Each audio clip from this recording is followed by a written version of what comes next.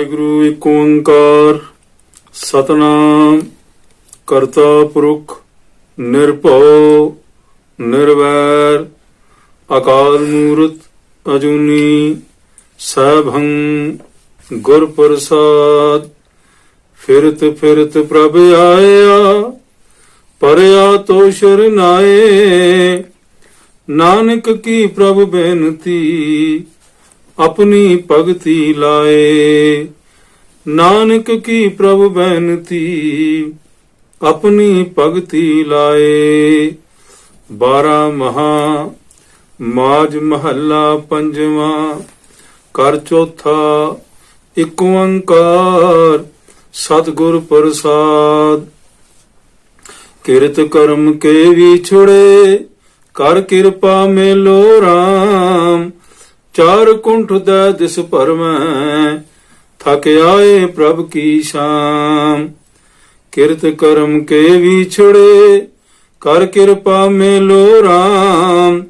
ਚਾਰ ਕੁੰਠ ਦਾ ਦਿਸ ਭਰਮੈ ਥਕ ਆਏ ਪ੍ਰਭ ਕੀ ਸ਼ਾਮ। ਤੈਨ ਦੁਦੇ ਤੇ ਬਾਹਰੀ ਕਿਤੇ ਨ ਆਵੈ ਕਾਮ। ਜਲ ਬਿਨ ਸ਼ਾਖ ਕੁਮਲਾਵਤੀ ਉਪਜੇ ਨਾਹੀ ਦਾਮ। ਹਰ ਨਹਾ ਨ ਮਿਲਿਐ ਸਾਜਨ ਕਤ ਪਾਈਐ ਬਿਸਰਾਮ। ਜਿਤ ਕਰ ਹਰ ਕੰਤ ਨ ਪ੍ਰਗਟਈ ਪਠ ਨਗਰ ਸੇ ਗ੍ਰਾਮ। ਸਰਬ ਸ਼ਿੰਗਾਲ ਤੰਬੋਲ ਰਸ ਸਣ ਦੇਹੀ ਸਭ ਖਾਮ। ਪ੍ਰਭ ਸੁਆਮੀ ਕੰਤ ਵਿਹੂਣੀਆਂ ਮੀਤ ਸਜਣ ਸਭ ਜਾਮ। ਨਾਨਕ ਕੀ ਬੇਨੰਤੀਆ ਕਰ ਕਿਰਪਾ ਦੀਜੇ ਨਾਮ। ਹਰ ਮੇਲੋ ਸੁਆਮੀ ਸੰਗ ਪ੍ਰਭ ਜਿਸ ਕਾ ਨੇਤਲ ਤਾਮ। ਚੇਤ ਗੋਬਿੰਦ ਆਰਾਧੀਐ ਹੋਵੈ ਆਨੰਦ ਕਣਾ। ਸੰਤ ਜਨਾ ਮਿਲ ਪਾਈਐ ਰਸਨਾ ਨਾਮ ਪਣਾ। ਜਿਨ ਪਾਇਆ ਪ੍ਰਭ ਆਪਣਾ ਆਏ ਤਿਸੇ ਗਣਾ। ਇਕ ਖਿਨ ਤਿਸ ਬਿਨ ਜੀਵਣਾ ਬਿਰਥਾ ਜਨਮ ਜਣਾ। ਜਲ ਥਲ ਮਈਲ ਪੂਰਿਆ ਰਵਿਆ ਵਿੱਚ ਵਣਾ। ਸੋ ਪ੍ਰਭ ਚਿਤ ਨ ਆਵਈ ਕਿਤੜਾ ਦੁਖ ਗਣਾ। ਜਿਨੀ ਰਾਵਿਆ ਸੋ ਪ੍ਰਭੂ ਤਿਨਾ ਭਾਗ ਮਣਾ। ਹਰ ਦਰਸ਼ਨ ਕੋ ਮਨ ਲੋਚਦਾ ਨਾਨਕ ਪਿਆਸ ਮਨਾ। ਚੇਤ ਮਲਾਏ ਸੋ ਪ੍ਰਭੂ ਤਿਸਕੇ ਪਾਏ ਲਗਾ। ਚੇਤ ਮਿਲਾਏ ਸੋ ਪ੍ਰਭੂ ਤਿਸਕੇ ਪਾਏ ਲਗਾ। ਵਾਹਿਗੁਰੂ ਜੀ ਕਾ ਖਾਲਸਾ ਵਾਹਿਗੁਰੂ ਜੀ ਕੀ ਫਤਿਹ। ਸਾਧ ਸੰਗਤ ਜੀ, ਅੱਜ ਅਸੀਂ 12 ਮਾਹ ਦੇ ਆਰੰਭਕ ਸ਼ਬਦਾਂ ਦੀ ਵਿਚਾਰ ਕਰਨ ਹਿਤ ਆਪ ਜੀ ਦੇ ਸਨਮੁਖ ਹਾਜ਼ਰ ਹੋਏ ਹਾਂ। ਕਿਉਂਕਿ ਅੱਜ ਤੋਂ ਨਾਨਕਸ਼ਾਹੀ ਕੈਲੰਡਰ ਦੇ ਅਨੁਸਾਰ 553 ਸਾਲ ਜਿਹੜਾ ਹੈ ਉਹ ਸ਼ੁਰੂ ਹੋ ਰਿਹਾ ਹੈ। 12ਵਾਂ ਮਾਹ 'ਚ ਗੁਰੂ ਅਰਜਨ ਦੇਵ ਜੀ ਪਾਤਸ਼ਾਹ ਦਾ ਉਚਾਰਨ ਕੀਤਾ ਹੋਇਆ 12 ਮਾਹ ਹੈ। ਤੇ ਇਸ 12 ਮਾਹ ਦੇ ਵਿੱਚ ਪਹਿਲਾ ਸ਼ਬਦ ਜਿਹੜਾ ਹੈ ਉਹ ਮੰਗਲਾਚਰਨ ਦਾ ਹੈ। ਕਿਰਤ ਕਰਮ ਕੇ ਵਿਛੜੇ ਕਰ ਕਿਰਪਾ ਮੇਲੋ ਰਾਮ। ਉਸ ਤੋਂ ਮਗਰੋਂ ਜਿਹੜੀ ਹੈ 12 ਮਹੀਨਿਆਂ ਦੇ ਰਾਹੀਂ ਵਿਚਾਰ ਗੁਰੂ ਸਾਹਿਬ ਜੀ ਨੇ 12 ਮਾਹ ਦੇ ਵਿੱਚ ਦਰਸਾਈ ਹੈ। ਚੇਤ, ਵਿਸਾਖ, ਜੇਠ, ਹਾੜ, ਇਸੇ ਤਰ੍ਹਾਂ ਅੱਗੇ ਜਿਹੜੇ ਮਹੀਨੇ ਹਨ। ਤੇ ਇਹਨਾਂ ਮਹੀਨਿਆਂ ਦੇ ਵਿੱਚ ਜੋ ਮੌਸਮ ਦੀਆਂ ਤਬਦੀਲੀਆਂ ਆਉਂਦੀਆਂ ਹਨ, ਕਦੇ ਬਹੁਤ ਜ਼ਿਆਦਾ ਵਰਖਾ ਹੁੰਦੀ ਹੈ, ਕਦੇ ਹਨੇਰੀ ਹੁੰਦੀ ਹੈ, ਕਦੇ ਬਹੁਤ ਜ਼ਿਆਦਾ ਗਰਮੀ ਪੈਂਦੀ ਹੈ, ਕਦੇ ਕੱਕਰ ਪੈਂਦਾ ਹੈ। ਇਹਨਾਂ ਮੌਸਮੀ ਤਬਦੀਲੀਆਂ ਨੂੰ ਲੈ ਕੇ ਗੁਰੂ ਸਾਹਿਬ ਜੀ ਨੇ ਇੱਕ ਜਗਿਆਸੂ ਨੂੰ, ਇੱਕ ਮਨੁੱਖ ਨੂੰ ਉਸ ਪ੍ਰਮਾਤਮਾ ਦੇ ਨਾਮ ਜੁੜਨ ਦੀ ਤਾਕੀਦ ਜਿਹੜੀ ਹੈ ਉਹ ਦਰਸਾਈ ਹੈ। 12 ਮਾਹ ਪ੍ਰਾਚੀਨ ਕਾਵ ਰਚਨਾ ਹੈ, ਜਿਸ ਵਿੱਚ ਇੱਕ ਇਸਤਰੀ ਤੇ ਇੱਕ ਪੁਰਸ਼ ਦੇ ਜੋ ਮੇਲ ਹਨ, ਜੋ ਸਬੰਧ ਹਨ, ਉਹਨਾਂ ਦਾ ਵਰਣਨ ਕੀਤਾ ਜਾਂਦਾ ਸੀ। ਪਰ ਗੁਰੂ ਸਾਹਿਬ ਜੀ ਨੇ ਗੁਰਬਾਣੀ ਦੇ ਵਿੱਚ ਇੱਕ ਜੀਵ ਇਸਤਰੀ ਤੇ ਪਰਮਾਤਮਾ ਦੇ ਵਿੱਚ ਜਿਹੜਾ ਵਿਛੋੜਾ ਪਿਆ ਹੋਇਆ ਹੈ ਤੇ ਇਸ ਵਿਛੋੜੇ ਨੂੰ ਪਰਮਾਤਮਾ ਦੇ ਮੇਲ ਤੱਕ ਲੈ ਜਾਣ ਦੀ ਅਵਸਥਾ ਨੂੰ 12 ਮਾਹ ਦੇ ਵਿੱਚ ਦਰਸਾਇਆ ਗਿਆ ਹੈ। ਤੇ ਗੁਰੂ ਸਾਹਿਬ ਜੀ ਨੇ ਜੋ ਮੌਸਮੀ ਤਬਦੀਲੀਆਂ ਹਨ ਉਹਨਾਂ ਦਾ ਵਰਣਨ ਕਰਕੇ ਮਨੁੱਖ ਮਨ ਨੂੰ ਜਿਹੜਾ ਹੈ ਜਗਾਇਆ ਹੈ, ਮਨੁੱਖੀ ਮਨ ਨੂੰ ਚੇਤਨਾ ਦਿੱਤੀ ਹੈ। ਆਮ ਕਰਕੇ ਸਾਡੀ ਸੋਚ ਮੁਤਾਬਕ ਅਸੀਂ 12 ਮਾਹ ਨੂੰ ਸੰਗਰਾਂਦ ਦੇ ਨਾਲ ਜੋੜਦੇ ਹਾਂ, ਪਰ ਜਦੋਂ ਅਸੀਂ ਬਾਣੀ ਦੀ ਵਿਚਾਰ ਕਰਦੇ ਹਾਂ ਤਾਂ 12 ਮਾਹ ਦੇ ਵਿੱਚ ਕਿਤੇ ਵੀ ਸੰਗਰਾਂਦ ਸ਼ਬਦ ਦੀ ਕੋਈ ਵਰਤੋਂ ਨਹੀਂ ਕੀਤੀ ਗਈ ਹੈ। ਸੰਗਰਾਂਦ ਸ਼ਬਦ ਅਸਲ ਦੇ ਵਿੱਚ ਸੰਸਕ੍ਰਿਤ ਭਾਸ਼ਾ ਦੇ ਸ਼ਬਦ ਸੰਕਰਾਂਤ ਤੋਂ ਬਣਿਆ ਸ਼ਬਦ ਹੈ, ਜਿਸ ਤੋਂ ਭਾਵ ਹੈ ਕਿ ਸੂਰਜ ਦਾ ਇੱਕ ਰਾਸ ਤੋਂ ਦੂਸਰੀ ਰਾਸ ਵਿੱਚ ਰੰਗ ਜਾਣਾ ਤੇ ਜਿਸ ਦੇ ਨਾਲ ਮਹੀਨੇ ਦਾ ਬਦਲਾਅ ਹੁੰਦਾ ਹੈ, ਇੱਕ ਮਹੀਨੇ ਤੋਂ ਦੂਜੇ ਮਹੀਨੇ ਦੇ ਵਿੱਚ ਪ੍ਰਵੇਸ਼ ਹੋ ਜਾਂਦਾ ਹੈ। ਸੋ ਜਿਹੜੇ ਮਨੁੱਖ, ਜਿਹੜੇ ਲੋਕ ਸੂਰਜ ਦੇ ਪੁਜਾਰੀ ਹਨ, ਸੂਰਜ ਨੂੰ ਪੂਜਾ ਕਰਦੇ ਹਨ, ਉਹ ਇਸ ਦਿਨ ਨੂੰ ਪਵਿੱਤਰ ਸਮਝਦੇ ਹਨ ਤੇ ਉਹਨਾਂ ਦੇ ਲਈ ਇਹ ਦਿਨ ਜਿਹੜੇ ਹਨ ਮਹੱਤਤਾ ਰੱਖਦੇ ਹਨ। ਪਰ ਸਿੱਖ ਕਿਉਂਕਿ ਅਕਾਲ ਪੁਰਖ ਦਾ ਪੁਜਾਰੀ ਹੈ ਤੇ ਇਸ ਲਈ ਅਸੀਂ ਕੇਵਲ ਅਕਾਲ ਪੁਰਖ ਦਾ ਨਾਮ ਜਪਣਾ ਹੈ, ਕਿਸੇ ਹੋਰ ਦੇਵੀ ਦੇਵਤੇ ਦੇ ਨਾਲ ਸਾਨੂੰ ਗੁਰੂ ਸਾਹਿਬ ਜੀ ਨੇ ਨਹੀਂ ਜੋੜਿਆ ਹੈ। ਸੋ ਸੰਗਰਾਂਦ ਵਜੋਂ ਸਾਡੀ ਕੋਈ ਜਿਹੜੀ ਹੈ ਮਹੱਤਤਾ ਨਹੀਂ ਦਰਸਾਈ ਗਈ ਹੈ। ਤੇ ਗੁਰੂ ਸਾਹਿਬ ਜੀ ਨੇ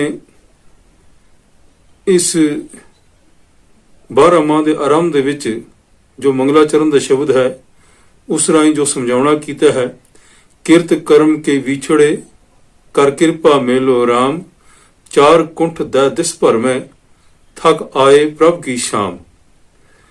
ਗੁਰੂ ਸਾਹਿਬ ਜੀ ਨੇ ਸਪਸ਼ਟ ਦੱਸਿਆ ਹੈ ਕਿ ਸਾਡੀ ਆਪਣੀ ਕਰਨੀ ਦੇ ਕਰਕੇ, ਸਾਡੀ ਆਪਣੀ ਪਰਫਾਰਮੈਂਸ ਦੇ ਕਰਕੇ, ਸਾਡੇ ਆਪਣੇ ਕਰਮਾਂ ਦੇ ਕਰਕੇ ਉਸ ਪਰਮਾਤਮਾ ਤੋਂ ਵਿਛੋੜਾ ਪਿਆ ਹੋਇਆ ਹੈ, ਉਸ ਪਰਮਾਤਮਾ ਤੋਂ ਦੂਰੀ ਬਣੀ ਹੋਈ ਹੈ।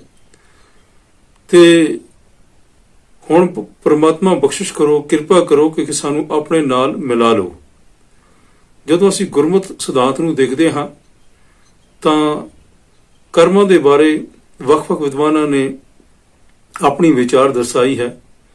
ਇੱਕ ਸਾਡੇ ਉਹ ਕਰਮ ਨੇ ਜਿਹੜੇ ਸਾਡੇ ਜਨਮ ਤੋਂ ਹੀ ਨਾਲ ਨੇ, ਜਿਸ ਦੇ ਨਾਲ ਸਾਡਾ ਕਿਸੇ ਪਰਿਵਾਰ ਦੇ ਵਿੱਚ ਜਨਮ ਹੁੰਦਾ ਹੈ, ਕੋਈ ਸਾਡਾ ਮਾਤਾ ਪਿਤਾ ਬਣਦਾ ਹੈ, ਸਾਡੇ ਰਿਸ਼ਤੇਦਾਰ, ਭੈਣ ਭਰਾ, ਇਹ ਸਬੰਧ ਜਿਹੜੇ ਸਾਡੇ ਕਰਮਾਂ ਦੇ ਲੇਖ ਜਿਹੜੇ ਹਨ ਸਾਨੂੰ ਮਿਲਦੇ ਹਨ। ਇਸ ਦੇ ਨਾਲ ਹੀ ਸਾਨੂੰ ਦੁੱਖ ਤੇ ਸੁੱਖ ਜਿਹੜੇ ਹਨ ਪ੍ਰਾਪਤ ਹੁੰਦੇ ਹਨ। ਤੇ ਇੱਕ ਕਰਮ ਨੇ ਜਿਹੜੀ ਸਾਡੀ ਨਿਤ ਦੀ ਕਰਨੀ ਹੈ, ਨਿਤ ਦੀ ਕਿਰਿਆ ਹੈ, ਨਿਤ ਦੀ ਪਰਫਾਰਮੈਂਸ ਹੈ, ਇਹਦਾ ਵੀ ਸਾਡੇ ਜੀਵਨ ਤੇ ਜਿਹੜਾ ਹੈ ਇੱਕ ਵੱਡਾ ਅਸਰ ਰਹਿੰਦਾ ਹੈ। ਜਿਵੇਂ ਆਮ ਸੰਸਾਰਿਕ ਤੌਰ ਤੇ ਅਸੀਂ ਇਹ ਆਖਦੇ ਹਾਂ ਕਿ ਇੱਕ ਬੱਚਾ ਸਕੂਲ ਜਾਂਦਾ ਹੈ, ਉਹ ਬੱਚਾ ਪੜ੍ਹਾਈ ਵਿੱਚ ਚੰਗਾ ਹੈ, ਮਾੜਾ ਹੈ, ਤੇ ਅਸੀਂ ਇਹ ਗੱਲ ਦਾਅਵੇ ਨਾਲ ਆਖਦੇ ਹਾਂ ਕਿ ਇਸ ਬੱਚੇ ਦੀ ਪਰਫਾਰਮੈਂਸ ਚੰਗੀ ਹੈ ਜਾਂ ਮਾੜੀ ਹੈ। ਕੋਈ ਸਪੋਰਟਸ ਦੇ ਵਿੱਚ ਹਿੱਸਾ ਲੈ ਰਿਹਾ ਹੈ ਤੇ ਸਪੋਰਟਸਮੈਨ ਦੀ ਜਿਹੜੀ ਉਥੇ ਸਪੋਰਟਸ ਤੇ ਪਕੜ ਹੈ, ਕਿਸੇ ਖੇਲ ਦੇ ਵਿੱਚ ਪਕੜ ਹੈ, ਉਹਦੀ ਜਿਹੜੀ ਉਥੇ ਪਰਫਾਰਮੈਂਸ ਹੈ, ਅਸੀਂ ਉਸ ਦੀ ਪਰਫਾਰਮੈਂਸ ਦੇਖ ਕੇ ਆਖਦੇ ਹਾਂ ਕਿ ਇਹ ਪਲੇਅਰ ਜਿਹੜਾ ਹੈ, ਇਹ ਸਪੋਰਟਸਮੈਨ ਜਿਹੜੀ ਇਹਦੀ ਪਰਫਾਰਮੈਂਸ ਕੈਸੀ ਹੈ।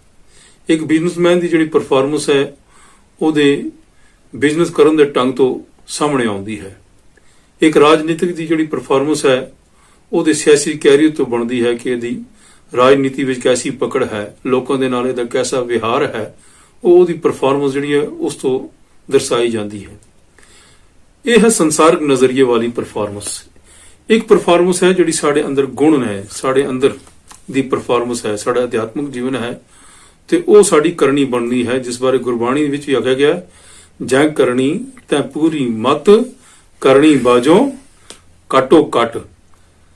ਸੋ ਜਿਹੜੀ ਸਾਡੀ ਨਿਤਾ ਪ੍ਰਤੀ ਕਰਨੀ ਹੈ, ਨਿਤ ਦੀ ਪਰਫਾਰਮੈਂਸ ਹੈ, ਜਿਸ ਤੋਂ ਅਸੀਂ ਪਰਮਾਤਮਾ ਤੋਂ ਸਾਡਾ ਮੇਲ ਬਣਦਾ ਹੈ ਜਾਂ ਪਰਮਾਤਮਾ ਤੋਂ ਅਸੀਂ ਵਿਛੜੇ ਹੋਏ ਹਾਂ।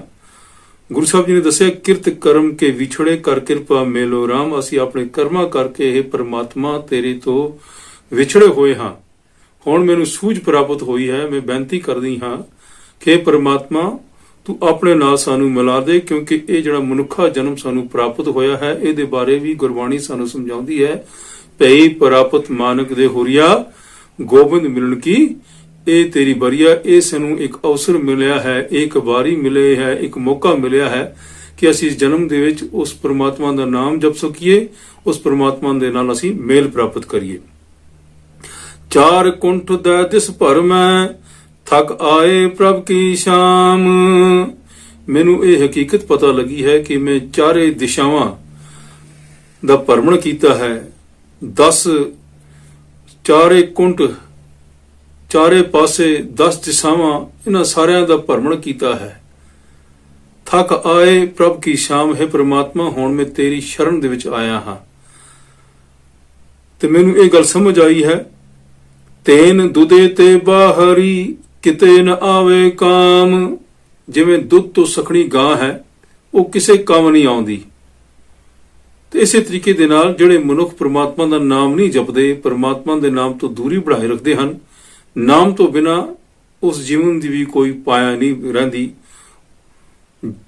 ਜਲ ਬਿਨ ਸਾਖ ਕੁਮਲਾਵਤੀ ਉਪਜੇ ਨਾਹੀ ਦਾਮ। ਇਸੇ ਤਰੀਕੇ ਦੇ ਨਾਲ ਉਹ ਫਸਲ ਜਿਸ ਨੂੰ ਪਾਣੀ ਨਹੀਂ ਮਿਲਦਾ, ਜਿਸ ਨੂੰ ਮੀਂਹ ਨਹੀਂ ਮਿਲਦਾ, ਜਿਸ ਨੂੰ ਜਲ ਪ੍ਰਾਪਤ ਨਹੀਂ ਹੁੰਦਾ, ਉਹ ਫਸਲ ਵੀ ਜਿਹੜੀ ਹੈ ਉਹ ਸੁੱਕ ਜਾਂਦੀ ਹੈ ਤੇ ਉਹਦਾ ਫਸਲ ਦਾ ਕੋਈ ਮੁੱਲ ਨਹੀਂ ਪੈਂਦਾ।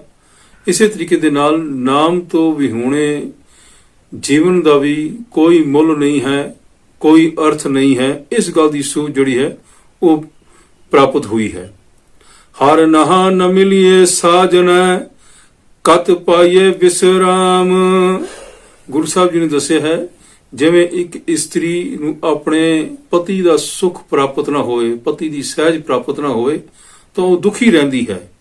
ਇਸੇ ਤਰੀਕੇ ਦੇ ਨਾਲ ਜਿਹੜੀ ਅਸੀਂ ਸੰਸਾਰਕ ਜੀਵ ਉਸਤਰੀਆਂ ਹਾਂ, ਕਿਉਂਕਿ ਗੁਰਬਾਣੀ ਦੇ ਵਿੱਚ ਮਨੁੱਖ ਨੂੰ ਉਸ ਪਰਮਾਤਮਾ ਦੀ ਇਸਤਰੀ ਕਰਕੇ ਦੱਸਿਆ ਗਿਆ ਹੈ। ਇਸ ਜਗ ਮੈਂ ਪੁਰਖ ਏਕ ਹੈ ਹੋਰ ਸਗਲੀ ਨਾਰ ਸਦਾਇਨ। ਅਸੀਂ ਸਾਰੇ ਉਸ ਪਰਮਾਤਮਾ ਦੀ ਜੀਵ ਉਸਤਰੀਆਂ ਹਾਂ।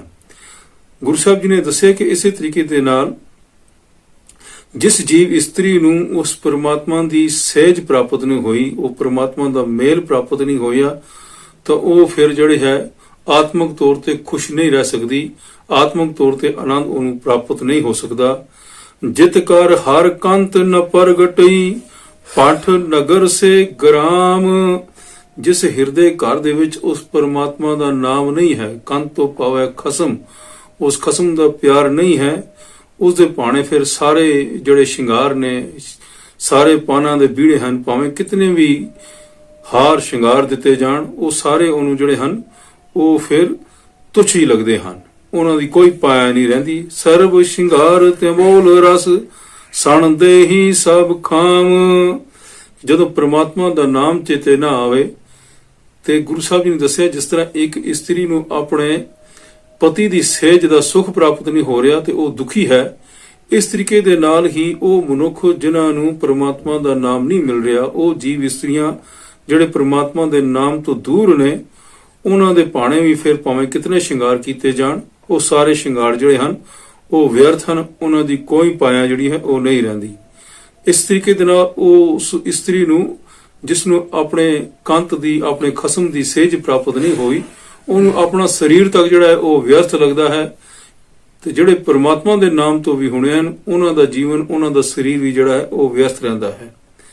ਗੁਰੂ ਸਾਹਿਬ ਅੱਗੇ ਦੱਸਦੇ ਹਨ, ਪ੍ਰਭ ਸੁਆਮੀ ਕੰਤ ਵਿਹੂਣੀਆਂ ਮੀਤ ਸਜਣ ਸਭ ਜਾਮ। ਉਹ ਮਿੱਤਰ, ਉਹ ਸਜਣ ਜਿਨ੍ਹਾਂ ਦੇ ਨਾਲ ਮਿਲ ਕੇ ਬੜੇ ਸੁਖ ਮਾਣ ਰਹੇ ਸਾਂ, ਬੜੇ ਰੰਗ ਤਮਾਸ਼ੇ ਮਾਣ ਰਹੇ ਸਾਂ, ਫਿਰ ਜਦੋਂ ਸੂਝ ਪ੍ਰਾਪਤ ਹੋ ਗਈ ਪ੍ਰਮਾਤਮਾ ਦਾ ਨਾਮ ਦੇ ਨਾਲ, ਜਦੋਂ ਭੁੱਖ ਉਤਰੀ ਹੈ, ਗੁਰੂ ਸਾਹਿਬ ਦੱਸਦੇ ਹਨ ਕਿ ਜੇ ਪ੍ਰਮਾਤਮਾ ਦਾ ਨਾਮ ਨਹੀਂ ਮਿਲ ਰਿਹਾ, ਫਿਰ ਇਹ ਸਾਰੇ ਜਿਹੜੇ ਹਨ ਉਹ ਵੀ ਜਿੰਦ ਦੇ ਵੈਰੀ ਦਿਸਦੇ ਹਨ।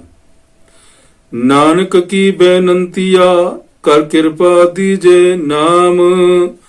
ਤੇ ਇਸ ਲਈ ਗੁਰੂ ਸਾਹਿਬ ਜੀ ਨੇ ਦੱਸਿਆ ਕਿ ਮੈਨੂੰ ਬੇਨਤੀ ਹੈ, ਇਹ ਅਰਦਾਸ ਹੈ, ਅਕਾਲ ਪੁਰਖ ਮੈਨੂੰ ਪ੍ਰਮਾਤਮਾ ਹੈ ਆਪਣਾ ਨਾਮ ਦੇ, ਕਰ ਕਿਰਪਾ ਦੀਜੇ ਨਾਮ, ਤੂੰ ਆਪਣਾ ਨਾਮ ਦੇ। ਹਰ ਮੇਲੋ ਸੁਆਮੀ ਸੰਗ ਪ੍ਰਭ ਜਿਸ ਕਾ ਨੇਚਰ ਧਾਮ। ਉਸ ਪ੍ਰਮਾਤਮਾ ਦੇ ਨਾਲ ਮੇਰਾ ਮੇਲ ਬਣ ਜਾਏ ਜਿਹੜਾ ਸਦਾ ਥੇ ਰਹਿਣ ਵਾਲਾ ਹੈ, ਜਿਹਦਾ ਆਸਣ ਸਦੀਵ ਹੈ। ਹੁਣ ਇਹ ਤਾਂ ਮੰਗਲਾਚਰਨ ਦਾ ਸ਼ਬਦ ਹੈ। ਅੱਗੇ ਫਿਰ ਵਿਚਾਰ ਜਿਹੜੀ ਹੈ ਗੁਰੂ ਸਾਹਿਬ ਜੀ ਨੇ ਜਿਹੜੇ ਦੇਸੀ ਮਹੀਨੇ ਬਿਕਰਮੀ ਮਹੀਨੇ ਹਨ, ਜਾਂ ਹੁਣ ਜਿਨ੍ਹਾਂ ਨੂੰ ਅਸੀਂ ਨਾਨਕਸ਼ਾਹੀ ਕਰਕੇ ਜਾਣਦੇ ਹਾਂ, ਚੇਤ, ਵਿਸਾਖ, ਜੇਠ, ਹਾੜ, ਅੱਗੋਂ ਫਿਰ ਵਿਚਾਰ ਇਹਨਾਂ ਮਹੀਨਿਆਂ ਦੇ ਜਿਹੜੇ ਮੋਸਟਲੀ ਬਦਲਾਵ ਹਨ ਇਹਨਾਂ ਨੂੰ ਲੈ ਕੇ ਗੁਰੂ ਸਾਹਿਬ ਜੀ ਨੇ ਕੀਤੀ ਹੈ। ਤੇ ਗੁਰੂ ਸਾਹਿਬ ਜੀ ਦਾ ਮੁੱਖ ਪ੍ਰਯੋਜਨ ਇਹ ਹੀ ਹੈ ਕਿ ਇੱਕ ਜਿਗਿਆਸੂ ਨੂੰ ਨਾਮ ਦੇ ਨਾਲ ਜੋੜਨਾ, ਨਾਮ ਦੇ ਨਾਲ ਉਹਦੀ ਸਾਂਝ ਬਣਾਉਣੀ, ਪ੍ਰੀਤ ਬਣਾਉਣੀ। ਹੁਣ ਜਿਵੇਂ ਚੇਤਰ ਮਹੀਨਾ ਜਿਹੜਾ ਸਾਲ ਦਾ ਆਰੰਭਕ ਮਹੀਨਾ ਹੈ, ਪਹਿਲਾ ਮਹੀਨਾ ਹੈ, ਇਸ ਮਹੀਨੇ ਦੀ ਵਿਚਾਰ ਦਿੰਦੇ ਹਨ ਗੁਰੂ ਸਾਹਿਬ ਦੱਸਦੇ ਹਨ, ਚੇਤ ਗੋਬਿੰਦ ਆਰਾਧੀਏ ਹੋਵੇ ਆਨੰਦ ਕਣਾ। ਕਿ ਜੇ ਚੇਤ ਪਹਿਲਾ ਮਹੀਨਾ ਹੈ, ਆਰੰਭਕ ਮਹੀਨਾ ਹੈ, ਤੇ ਆਰੰਭ ਦੇ ਵਿੱਚ ਹੀ ਜੇ ਇੱਕ ਚੰਗਾ ਗੁਣ ਸਾਡੇ ਕੋਲ ਆ ਜਾਏ ਤੇ ਚੰਗੀ ਵਿਚਾਰ ਸਾਡੇ ਕੋਲ ਆ ਜਾਏ ਤਾਂ ਫਿਰ ਸਾਰਾ ਜਿਹੜਾ ਹੈ ਉਹ ਸੁਹਾਵਣਾ ਬਣਦਾ ਹੈ। ਤੇ ਜੇ ਗੁਰੂ ਸਾਹਿਬ ਜੀ ਨੇ ਆਰੰਭਤਾ ਹੀ ਕੀਤੀ ਕਿ ਬਈ ਚੇਤ ਦੇ ਆਰੰਭਤਾ ਦੇ ਵਿੱਚ ਹੀ ਗੁਰੂ ਸਾਹਿਬ ਨੇ ਦੱਸਿਆ ਕਿ ਸਾਡਾ ਜੀਵਨ ਦੀ ਆਰੰਭਤਾ ਹੀ ਇਹ ਹੋਵੇ ਕਿ ਅਸੀਂ ਪਰਮਾਤਮਾ ਦੇ ਨਾਮ ਦੇ ਨਾਲ ਜੁੜੀਏ, ਉਸ ਪਰਮਾਤਮਾ ਦੇ ਨਾਮ ਨੂੰ ਸਿਮਰੀਏ, ਹੋਵੇ ਆਨੰਦ ਕਣਾ। ਤੇ ਉਹਦਾ ਫਲ ਇਹ ਹੋਏਗਾ ਕਿ ਅੰਦਰ ਜਿਹੜਾ ਹੈ ਇੱਕ ਆਤਮਿਕ ਤੌਰ ਤੇ ਆਨੰਦ ਪੈਦਾ ਹੋ ਜਾਏਗਾ। ਆਨੰਦ ਉਸ ਅਵਸਥਾ ਨੂੰ ਕਿਹਾ ਗਿਆ ਹੈ ਜਿੱਥੇ ਦੁੱਖ ਅਤੇ ਸੁੱਖ ਪੋ ਨਹੀਂ ਸਕਦਾ। ਆਨੰਦ ਆਨੰਦ ਸਭ ਕੋ ਕਹੇ, ਆਨੰਦ ਗੁਰੂ ਤੇ ਜਾਣਿਆ। ਤੇ ਗੁਰੂ ਦੇ ਨਾਲ ਮਿਲ ਕੇ ਹੀ ਇਹ ਆਨੰਦ ਜਿਹੜਾ ਹੈ ਪ੍ਰਾਪਤ ਹੁੰਦਾ ਹੈ। ਸੰਤ ਜਨਾ ਮਿਲ ਪਾਈਐ ਰਸਨਾ ਨਾਮ ਪਣਾ।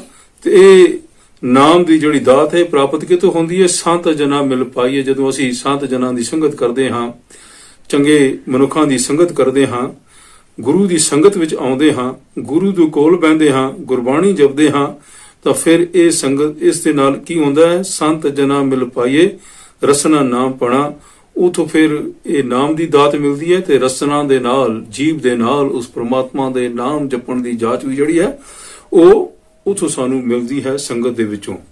ਜਿਨ ਪਾਇਆ ਪ੍ਰਭ ਆਪਣਾ ਆਏ ਤਿਸੇ ਗਣਾ। ਅਸੀਂ ਸੰਸਾਰਿਕ ਤੌਰ ਤੇ ਜਦੋਂ ਦੇਖਦੇ ਹਾਂ ਅਸੀਂ ਆਖਦੇ ਹਾਂ ਕਿ ਫਲਾਣੇ ਬੰਦੇ ਨੇ ਆਪਣਾ ਮਕਾਨ ਬਣਾ ਲਿਆ, ਫਲਾਣੇ ਨੇ ਆਪਣੀ ਦੌਲਤ ਜਮ੍ਹਾਂ ਕਰ ਲਈ, ਫਲਾਣੇ ਨੇ ਸੰਸਾਰਿਕ ਤੌਰ ਤੇ ਇੰਨੀ ਮਲਾ ਮਾਰ ਲਈ, ਉਹ ਬੜਾ ਸਫਲ ਜੀਵਨ ਹੈ ਜੀ, ਉਹਦੀ ਇਤਨੀ ਬਿਜ਼ਨਸ ਚੱਲ ਰਹੀ ਹੈ।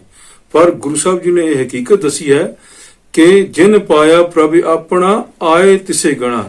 ਜਿਨ੍ਹਾਂ ਨੇ ਸੰਸਾਰ ਦੇ ਵਿੱਚ ਆ ਕੇ ਪ੍ਰਮਾਤਮਾ ਦੇ ਨਾਮ ਦੇ ਨਾਲ ਸਾਂਝ ਬਣਾ ਲਈ, ਪ੍ਰਮਾਤਮਾ ਦੇ ਨਾਲ ਮੇਲ ਬਣਾ ਲਿਆ, ਜਿਨ੍ਹਾਂ ਨੇ ਆਪਣੇ ਜੀਵਨ ਨੂੰ ਗੁਣਾਂ ਦੇ ਨਾਲ ਸ਼ਿੰਗਾਰ ਲਿਆ ਹੈ, ਉਹਨਾਂ ਦਾ ਹੀ ਆਇਆ ਸੰਸਾਰ ਦੇ ਵਿੱਚ ਸਫਲ ਹੈ। ਇੱਕ ਖਿਨ ਤਿਸ ਬਿਨ ਜੀਵਣਾ ਬਿਰਥਾ ਜਨਮ ਜਣਾ। ਗੁਰੂ ਸਾਹਿਬ ਜੀ ਨੇ ਇਹ ਵੀ ਦੱਸਿਆ ਕਿ ਜਦੋਂ ਪ੍ਰਮਾਤਮਾ ਦਾ ਨਾਮ ਮਿਲ ਜਾਂਦਾ ਹੈ ਫਿਰ ਇਹ ਸਮਝ ਆ ਜਾਂਦੀ ਹੈ ਕਿ ਪ੍ਰਮਾਤਮਾ ਦੇ ਨਾਮ ਤੋਂ ਬਿਨਾਂ ਜੇ ਇੱਕ ਪਲ ਵੀ ਲੰਘ ਜਾਏ, ਇੱਕ ਖਿਨ ਵੀ ਲੰਘ ਜਾਏ, ਤਾਂ ਸਮਝ ਲਓ ਜੀਵਨ ਜਿਹੜਾ ਇਹ ਵਿਅਰਥ ਹੋ ਜਾਂਦਾ ਹੈ। ਜੀਵਨ ਦੀ ਕੋਈ ਪਾਇਆ ਜਿਹੜੀ ਹੈ ਨਹੀਂ ਰਹਿੰਦੇ। ਇਸੇ ਲਈ ਗੁਰਬਾਣੀ ਵਿੱਚ ਇਹ ਦੱਸਿਆ ਕਿ ਉਠਤ ਬੈਠਤ ਸੋਵਤ ਜਾਗਤ ਇਹ ਮਨ ਤੁਦੇ ਚਿਤਾਰੇ, ਕਿ ਉੜਦਿਆਂ ਬਹਿੰਦਿਆਂ ਸੌਂਦਿਆਂ ਜਾਗਦਿਆਂ ਉਸ ਪ੍ਰਮਾਤਮਾ ਨੂੰ ਚੇਤੇ ਰੱਖਣਾ ਹੈ। ਹੁਣ ਚੇਤੇ ਰੱਖਣ ਦਾ ਮਤਲਬ ਨਹੀਂ ਕਿ ਅਸੀਂ ਹਰ ਟਾਈਮ ਜਿਹੜਾ ਹੈ ਬਸ ਸਮਾਧੀ ਲਾ ਕੇ ਰੱਖਣੀ ਹੈ, ਨਹੀਂ। ਗੁਰੂ ਸਾਹਿਬ ਜੀ ਨੇ ਸਾਨੂੰ ਇਹ ਉਪਦੇਸ਼ ਦਿੱਤਾ ਹੈ, ਉਦਮ ਕਰੰਦਿਆਂ ਜਿਉ ਤੂੰ ਕਮਾਉਂਦਿਆਂ ਸੁਖ ਪੁੰਚ, ਧਿਆਨਦਿਆਂ ਤੂੰ ਪ੍ਰਭੂ ਮਿਲ, ਨਾਨਕ ਉਤਰੀ ਚਿੰਦ। ਅਸੀਂ ਜੇ ਆਪਣਾ ਕੰਮਕਾਰ ਕਰਨਾ ਹੈ, ਜੇ ਅਸੀਂ ਸਕੂਲ ਜਾਣਾ ਹੈ, ਜੇ ਅਸੀਂ ਘਰ ਪਰਿਵਾਰ ਦੀ ਪਰਵਰਿਸ਼ ਕਰਨੀ ਹੈ, ਜੇ ਬਿਜ਼ਨਸ ਕਰਨੀ ਹੈ, ਤਾਂ ਸਾਨੂੰ ਹਿਰਦੇ ਵਿੱਚ ਉਸ ਪ੍ਰਮਾਤਮਾ ਦਾ ਚੇਤਾ ਰਹਿਣਾ ਚਾਹੀਦਾ ਹੈ। ਸਾਡੇ ਅੰਦਰ ਉਹ ਪ੍ਰਮਾਤਮਾ ਜਿਹੜਾ ਹੈ ਉਹ ਵਸਿਆ ਰਹਿਣਾ ਚਾਹੀਦਾ ਹੈ। ਇਹ ਗੁਰੂ ਸਾਹਿਬ ਜੀ ਨੇ ਸਾਨੂੰ ਜਿਹੜੀ ਹੈ ਸੇਧ ਦਿੱਤੀ ਹੈ। ਤੇ ਗੁਰੂ ਸਾਹਿਬ ਜੀ ਨੇ ਦੱਸਿਆ ਕਿ ਜਲ ਥਲ ਮਈਲ ਪੂਰਿਆ ਰਵਿਆ ਵਿੱਚ ਬਣਾ, ਸੋ ਪ੍ਰਭ ਚਿਤ ਨ ਆਵਈ ਕਿਤੜਾ ਦੁੱਖ ਗਣਾ। ਕਿਤਨੀ ਪਿਆਰੀ, ਕਿਤਨੀ ਸੋਹਣੀ ਵਿਚਾਰ ਗੁਰੂ ਸਾਹਿਬ ਜੀ ਨੇ ਦੱਸਿਆ ਹੈ ਕਿ ਜਿਹੜਾ ਪ੍ਰਮਾਤਮਾ ਜਲ, ਸਾਰੇ ਜਿਹੜੇ ਸਾਡੇ ਧਰਤੀ ਤੇ ਪਾਣੀ ਹੈ, ਸਮੁੰਦਰ ਹੈ, ਜਲ ਦੇ ਵਿੱਚ ਹੈ, ਥਲ ਸਾਡੀ ਧਰਤੀ ਹੈ, ਮਹੀਲ ਜਿਹੜਾ ਇਹ ਆਕਾਸ਼ ਹੈ, ਪਾਓ ਸਮੁੱਚੇ ਬ੍ਰਹਿਮੰਡ ਵਿੱਚ ਉਸ ਪ੍ਰਮਾਤਮਾ ਦਾ ਪਸਾਰਾ ਪਸਰਿਆ ਹੋਇਆ ਹੈ। ਉਹ ਪ੍ਰਮਾਤਮਾ ਸਾਰੇ ਬ੍ਰਹਿਮੰਡ ਦੇ ਵਿੱਚ ਹੈ ਤੇ ਸਾਰੀ ਬਨਸਪਤੀ ਦੇ ਵਿੱਚ ਉਹ ਪ੍ਰਮਾਤਮਾ ਆਪ ਹੈ। ਸੋ ਪ੍ਰਭ ਚਿਤ ਨ ਆਵਈ ਕਿਤੜਾ ਦੁੱਖ ਗਣਾ। ਜਿਹੜਾ ਪ੍ਰਮਾਤਮਾ ਹਰ ਪਾਸੇ ਹੈ, ਹਰ ਜਗ੍ਹਾ ਹੈ, ਸੰਸਾਰ ਦੇ ਜ਼ਰੇ ਜ਼ਰੇ ਵਿੱਚ ਹੈ, ਜੋ ਪ੍ਰਮਾਤਮਾ ਸਾਨੂੰ ਚੇਤੇ ਨਹੀਂ ਆ ਰਿਹਾ, ਫਿਰ ਭਾਵੇਂ ਸੰਸਾਰ ਦੇ ਕਿਤਨੇ ਸੁੱਖ ਵੀ ਸਾਡੇ ਕੋਲ ਹੋਣ, ਕਿਤਨੇ ਸੁੱਖਾਂ ਦੇ ਸਾਧਨ ਸਾਡੇ ਕੋਲ ਹੋਣ, ਮਰ ਅਸਲ ਦੇ ਵਿੱਚ ਆਤਮਿਕ ਤੌਰ ਤੇ ਅਸੀਂ ਬਹੁਤ ਵੱਡੇ ਦੁਖੀ ਹਾਂ, ਕਿਉਂਕਿ ਉਹ ਪ੍ਰਮਾਤਮਾ ਸਾਨੂੰ ਜਿਹੜਾ ਹੈ ਉਹ ਚੇਤੇ ਨਹੀਂ ਆ ਰਿਹਾ। ਜਿਨੀ ਰਾਵਿਆ ਸੋ ਪ੍ਰਭੂ ਤਿੰਨਾ ਭਾਗ ਮਣਾ। ਹੁਣ ਸੰਸਾਰਿਕ ਦ੍ਰਿਸ਼ਟੀਕੋਣ ਤੋਂ ਅਸੀਂ ਕਹਿੰਦੇ ਹਾਂ ਕਿ ਭਾਈ ਫਲਾਣੇ ਬੰਦੇ ਨੇ ਜਾਇਦਾਦ ਲੈ ਲਈ, ਫਲਾਣੇ ਦੀ ਬਿਜ਼ਨਸ ਚੱਲ ਗਈ, ਬੜੇ ਭਾਗ ਨੇ ਜੀ, ਬੜੀ ਬਖਸ਼ਿਸ਼ ਹੋਈ ਹੈ। ਪਰ ਗੁਰਮਤਿ ਨਜ਼ਰੀਏ ਤੋਂ ਬਖਸ਼ਿਸ਼ ਭਾਗ ਕਿਹਨੂੰ ਦੱਸਿਆ ਗਿਆ? ਜਿਨ੍ਹਾਂ ਰਾਵਿਆ ਪ੍ਰਭ ਆਪਣਾ, ਜਿਨ੍ਹਾਂ ਨੇ ਆਪਣੇ ਪ੍ਰਮਾਤਮਾ ਨੂੰ ਰਜਾ ਲਿਆ ਹੈ, ਜਿਹੜੇ ਪ੍ਰਮਾਤਮਾ ਦੇ ਨਾਮ ਦੇ ਨਾਲ ਜੁੜੇ ਹੋਏ ਹਨ, ਉਹਨਾਂ ਦੇ ਬੜੇ ਭਾਗ ਨੇ। ਹਰ ਦਰਸ਼ਨ ਕੋ ਮਨ ਲੋਚਦਾ, ਨਾਨਕ ਪਿਆਸ ਮਨਾ। ਫਿਰ ਉਹਨਾਂ ਦੇ ਅੰਦਰ ਇਹ ਤਾਂਘ ਉੱਠਦੀ ਹੈ, ਉਹਨਾਂ ਦੇ ਅੰਦਰ ਇਹ ਲੋਚਾ ਉੱਠਦੀ ਹੈ। ਹਰ ਦਰਸ਼ਨ ਕੋ ਮਨ ਲੋਚਦਾ, ਨਾਨਕ ਪਿਆਸ ਮਨਾ, ਕਿ ਪਰਮਾਤਮਾ ਦੇ ਨਾਮ ਦੇ ਨਾਲ ਮੇਰੀ ਸਾਂਝ ਬਣੇ ਜਾਏ, ਮੈਂ ਗੁਰੂ ਦੇ ਦਰਸ਼ਨ ਕਰਾਂ, ਗੁਰਬਾਣੀ ਦੇ ਨਾਲ ਜੁੜਾਂ। ਇਹ ਉਹਨਾਂ ਦੇ ਮਨ ਦੀ ਜਿਹੜੀ ਹੈ ਚੇਤਨਾ ਬਣ ਜਾਂਦੀ ਹੈ, ਅਵਸਥਾ ਬਣ ਜਾਂਦੀ ਹੈ। ਚੇਤ ਮਲਾਏ ਸੋ ਪ੍ਰਭੂ ਤਿਸਕੇ ਪਾਏ ਲਗਾ। ਹੁਣ ਚੇਤ ਦੇ ਰਾਹੀਂ ਗੁਰੂ ਸਾਹਿਬ ਜੀ ਨੇ ਦੱਸਿਆ ਕਿ ਜਿਵੇਂ ਬਨਸਪਤੀ ਖਿੜ ਜਾਂਦੀ ਹੈ, ਹਰਿਆਵਲ ਪੈਦਾ ਹੋ ਜਾਂਦੀ ਹੈ, ਕਿੰਨਾ ਆਨੰਦ ਆ ਜਾਂਦਾ ਹੈ। ਤੇ ਇਹ ਆਨੰਦ ਜਿਹੜਾ ਹੁਣ ਸਾਨੂੰ ਵੀ ਆਉਣਾ ਚਾਹੀਦਾ ਹੈ। ਤੇ ਇਹ ਆਨੰਦ ਜਿਹੜਾ ਕਿਵੇਂ ਆਏਗਾ ਜੀ? ਇਹ ਆਨੰਦ ਆਏਗਾ ਚੇਤ ਮਲਾਏ ਸੋ ਪ੍ਰਭੂ ਤਿਸਕੇ ਪਾਏ ਲਗਾ। ਜਿਵੇਂ ਚੇਤ ਦੇ ਵਿੱਚ ਬਨਸਪਤੀ ਖਿਲ ਜਾਂਦੀ ਹੈ, ਹਰਿਆਵਲ ਹੋ ਜਾਂਦਾ ਹੈ, ਮਨ ਜਿਹੜਾ ਹੈ ਗੱਜ-ਗੱਜ ਉੱਠਦਾ ਹੈ। ਇਸੇ ਤਰੀਕੇ ਦੇ ਨਾਲ ਜਦੋਂ ਅਸੀਂ ਪ੍ਰਮਾਤਮਾ ਦੇ ਨਾਮ ਦੇ ਨਾਲ ਜੁੜ ਜਾਵਾਂਗੇ, ਸਾਡੇ ਅੰਦਰ ਵੀ ਹਰਿਆਵਲ ਪੈਦਾ ਹੋ ਜਾਏਗਾ, ਸਾਡੇ ਅੰਦਰ ਵੀ ਜਿਹੜਾ ਹੈ ਸੁੱਕਾਪਨ ਦੂਰ ਹੋ ਜਾਏਗਾ, ਤੇ ਸਾਡਾ ਜੀਵਨ ਜਿਹੜਾ ਹੈ ਉਹ ਸਵਰ ਜਾਏਗਾ। ਤੇ ਚੇਤ ਦੇਣਾ ਹੀ ਹੈ ਕਿ ਅਸੀਂ ਉਸ ਪ੍ਰਮਾਤਮਾ ਦੇ ਨਾਲ ਮੇਲ ਬਣਾ ਲਈਏ। ਤੇ ਜਿਹੜੇ ਮਨੁੱਖ ਪ੍ਰਮਾਤਮਾ, ਗੁਰੂ ਸਾਹਿਬ ਜੀ ਨੇ ਦੱਸਦੇ ਕਿ ਜਿਹੜੇ ਪ੍ਰਮਾਤਮਾ ਦੇ ਨਾਲ ਮੇਲ ਬਣਾ ਲੈਂਦੇ ਨੇ, ਪ੍ਰਮਾਤਮਾ ਤੱਕ ਪਹੁੰਚ ਬਣਾ ਲੈਂਦੇ ਨੇ, ਉਹਨਾਂ ਦੇ ਪਾਏ ਲਗਾ, ਉਹਨਾਂ ਦੇ ਚਰਨੀ ਲੱਗੀਏ। ਕਿਤਨਾ ਇੱਜ਼ਤ ਮਾਣ ਸਤਿਕਾਰ ਉਹਨਾਂ ਮਨੁੱਖਾਂ ਨੂੰ ਦਿੱਤਾ ਹੈ ਜਿਹੜੇ ਪ੍ਰਮਾਤਮਾ ਦੇ ਨਾਮ ਦੇ ਨਾਲ ਨੂੰ ਜਪਦੇ ਹਨ, ਪ੍ਰਮਾਤਮਾ ਦੇ ਨਾਮ ਨੂੰ ਸਿਮਰਦੇ ਹਨ ਤੇ ਪ੍ਰਮਾਤਮਾ ਦੀ ਸ਼ਰਣੀ ਵਿੱਚ ਆ ਜਾਂਦੇ ਹਨ। ਆਓ ਅਰਦਾਸ ਕਰੀਏ, ਵਾਹਿਗੁਰੂ ਸਾਡੇ ਅੰਦਰ ਵੀ ਗੁਣ ਪੈਦਾ ਕਰ, ਸਾਡੇ ਅੰਦਰ ਵੀ ਇਹ ਜਾਚ ਪੈਦਾ ਕਰ, ਸਾਡੀ ਪਰਫਾਰਮੈਂਸ ਵੀ ਐਸੀ ਬਣ ਜਾਏ ਕਿ ਅਸੀਂ ਉਸ ਪ੍ਰਮਾਤਮਾ ਦੇ ਨਾਮ ਦੇ ਨਾਲ ਆਪਣੀ ਸਾਂਝ ਬਣਾਏ ਤੇ ਸਾਡਾ ਸੰਸਾਰ ਵਿੱਚ ਆਇਆ ਸਫਲ ਹੋ ਜਾਏ। ਆਪ ਜੀ ਦੇ ਨਾਲ ਸ਼ਬਦ ਦੀ ਵਿਚਾਰ ਕਰਦਿਆਂ ਅਨੇਕਾਂ ਪ੍ਰਕਾਰ ਦੀਆਂ ਭੁੱਲਾਂ ਗਲਤੀਆਂ ਤਰੁੱਟੀਆਂ ਹੋਈ ਹੋਣਗੀਆਂ। ਭੁੱਲਾਂ ਗਲਤੀਆਂ ਦੀ ਖਿਮਾ ਕਰਨੀ ਜੀ। ਸਾਰੇ ਗੱਜ ਕੇ ਵਾਹਿਗੁਰੂ ਜੀ ਕਾ ਖਾਲਸਾ, ਵਾਹਿਗੁਰੂ ਜੀ ਕੀ ਫਤਿਹ।